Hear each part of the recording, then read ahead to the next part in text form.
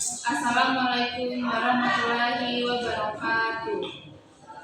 Di sini saya Melisa Anggraini dan rekan saya Yuadison. Di sini kami akan membahas materi kami tentang landasan Pancasila yang akan dimulai dengan saya. Yang pertama yaitu landasan historis. Bangsa Indonesia terbentuk melalui suatu proses sejarah yang cukup panjang sejak Kerajaan Kutai, Sriwijaya, Majapahit sampai datangnya bangsa lain yang menjajah serta menguasai bangsa Indonesia. Beratus-ratus tahun bangsa Indonesia dalam perjalanan hidupnya berjuang untuk menemukan jati dirinya sebagai suatu bangsa yang merdeka. Karakter bangsa yang berbeda dengan bangsa yang lain yang oleh para pendiri negara kita dirumuskan dalam suatu rumusan yang sederhana namun mendalam yang meliputi 5 prinsip atau 5 sila yang kemudian diberi nama Pancasila. Dalam hidup berbangsa dan bernegara ini terutama dalam masa reformasi, bangsa Indonesia sebagai bangsa harus memiliki visi serta pandangan hidup yang kuat agar tidak terombang-ambing di tengah-tengah masyarakat. Dengan lain perkataan bangsa Indonesia harus memiliki nasionalisme serta rasa kebangsaan yang kuat. Hal ini dapat terlaksana bukan melalui suatu kekuasaan atau hegemoni ideologi, melainkan suatu kesadaran berbangsa dan bernegara yang berakar pada sejarah bangsa. Jadi secara historis bahwa nilai-nilai kepribadian bangsa Indonesia secara objektif telah dimiliki oleh bangsa Indonesia sendiri. Sehingga asal nilai-nilai tersebut tidak lain adalah dari bangsa Indonesia sendiri. Atau dengan kata lain, bangsa Indonesia sebagai kausa materialis kepribadian.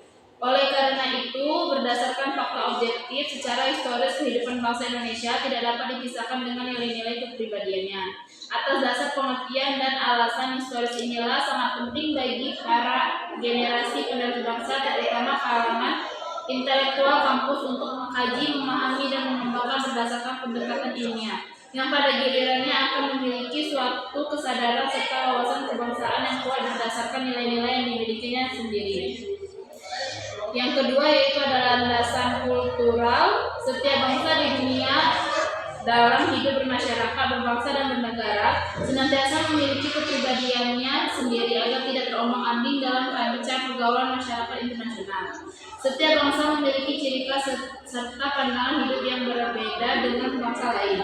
Negara komunisme dan liberalisme meletakkan dasar filsafat negaranya pada suatu konsep pemikiran Karl Marx.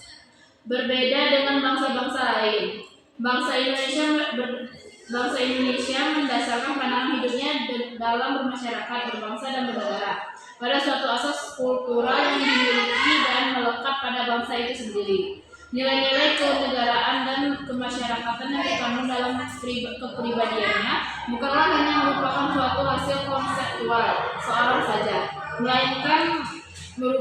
melainkan suatu hasil karya besar bangsa Indonesia sendiri yang diangkat dari nilai-nilai kultural yang dimiliki oleh bangsa Indonesia sendiri melalui proses refleksi filosofis para pejuang seperti para patriot. Salah satunya karya besar bangsa Indonesia sendiri dengan karya besar bangsa lain di dunia ini adalah hasil pemikiran tentang bangsa dan negara yang mendasarkan pada kepribadiannya sendiri. Oleh karena itu, para generasi penerus bangsa, terutama kalangan intelektual kampus, sudah seharusnya untuk mendalami secara dinamis dalam arti mengembangkannya sesuai dengan tuntutan zaman. Dan materi selanjutnya akan dijelaskan oleh teman saya.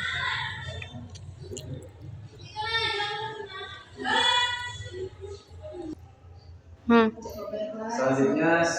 Landasan yuridis. Landasan yuridis adalah salah satu bentuk ketentuan hukum yang digunakan pemerintah.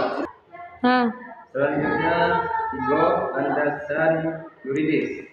Landasan yuridis adalah salah suatu bentuk ketentuan hukum yang digunakan pemerintah sebagai landasan atau dasar dalam pembentukan peraturan perundang-undangan. Landasan ini bukan hanya digunakan oleh pemerintah pusat, tetapi juga pemerintah daerah.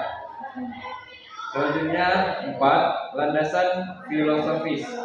Pancasila adalah sebagai dasar filsafat negara yang pandangan filosofis bangsa Indonesia.